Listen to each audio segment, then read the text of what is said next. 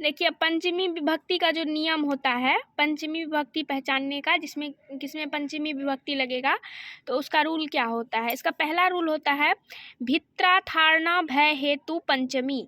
भी मतलब होता है भय, त्रा मतलब होता है रक्षा, ठीक है।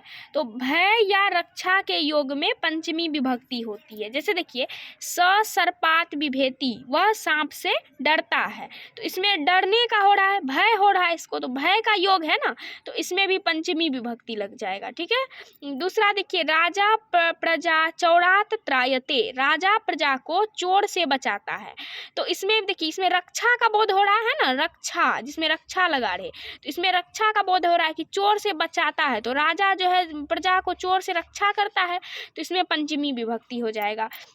दूसरा जैसे देखिए क्या है भूव प्रभवश्चः, भू धातु के योग में जहाँ से जो वस्तु उत्पन्न होता है उसमें पंचमी विभक्ति होती है। जैसे देखिए एग्जाम्पल में क्या है हिमालयात गंगा प्रभवती, तो हिमालय कहाँ से, हिमालय से गंगा बहती है, तो गंगा कहाँ से निकल रही है, हिमालय से, तो गंगा का उत्पत्ति जो होता है, उत्पन्न जो होता है वो कहाँ से हो रहा है, हिमालय से हो रहा है, ठीक है। तो इसमें उत्पन्न हो रहा है, तो है ना कि जिसमें जो वस्तु जहाँ से उत्पन्न होता है उसमें भी पंचमी विभक्ति लगती है, तो इसमें जो है गंगा हिमालय से निकल रही है ना, तो इस तरह का जो भी ट्रांसलेशन रहे, जो भी अनुवाद रहे, तो उसमें पंचमी विभक्ति लगा करके बनाना है, ठीक है।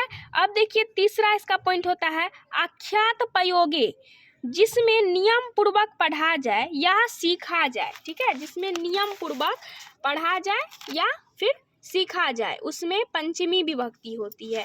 जैसे देखिए यथा मोहन शिक्षात गणितम पठति, मोहन शिक्षक से गणित पढ़ता है, तो गणित ये क्या है, नियम पूर्वक पढ़ने का काम कर रहा है, सीखने का काम कर रहा है, तो इसमें भी क्या हो जाएगा, पंचमी विभक्ति हो जाएगा। कोई भी चीज़ अगर कोई नियम से होता है, जैसे कोई भी पढ़ाई, या किसान जो है खेत में कृषि करते हैं, तो वो भी एक नियम से किसान जो है क्या करते हैं, खेत में कृषि करते हैं।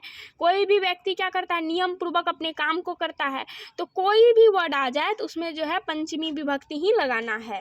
नेक्स्ट देखिए क्या है बहिर्योगे पंचमी, बहि मतलब होता है बाहर, तो बहि या बाहर के योग में पंचमी विभक्ति होती है। जैसे देखिए गृहात बहि सरोवर अस्ति, तो गृहात मतलब घर, घर के बाहर तालाब है, तो इसमें बाहर का बोध हो रहा है ना, बहि, बहि यहाँ पे कहा गया था बहिर्योगे पंचमी, तो इसमें बाहर का योग हो रहा है, तो इसमें भी पंचमी विभक्ति लग जाएगा।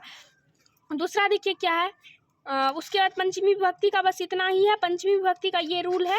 इसके बाद जो है षष्ठी विभक्ति में आते हैं। षष्ठी विभक्ति का भी कुछ रूल होता है कि षष्ठी विभक्ति में जब कोई वर्ड रहता है तो उसको हम लोग कैसे ट्रांसलेट करते हैं। देखिए षष्ठी विभक्ति का क्या है, यत सच निर्धारणम, जिस समूह या समुदाय में जब किसी एक को अलग किया जाता है तो उस समूह या समुदाय में षष्ठी या सप्तमी विभक्ति होती है। षष्ठी सप्तमी दोनों का यहाँ पे देखिए कहा जा रहा है। अगर हम कोई भी समूह है, कोई भी चीज़ का समूह है, उसमें से किसी एक को अगर हम अलग करते हैं और उसका अगर हम अनुवाद बनाते हैं तो उसमें षष्ठी विभक्ति हो जाएगा।